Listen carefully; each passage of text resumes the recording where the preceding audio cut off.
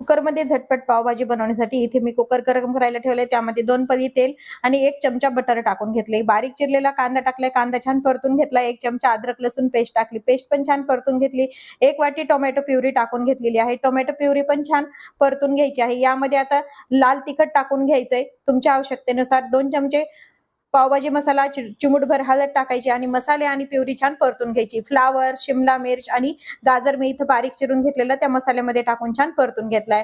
बारीक चिरलेला कच्चा बटाटा पण यामध्ये टाकून घ्यायचा आणि सर्व भाज्या आणि ते मिक्स करून घ्यायचे. वरतून भाजी शिजण्यापुरतं गरम पाणी टाकून घ्यायचंय.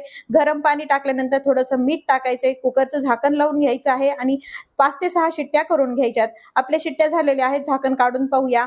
छान आपली भाजी ही शिजलेली आहे. आता एक पावभाजी मॅशर घ्यायचे, त्यांनी भाजी ही मॅश करून घ्यायची.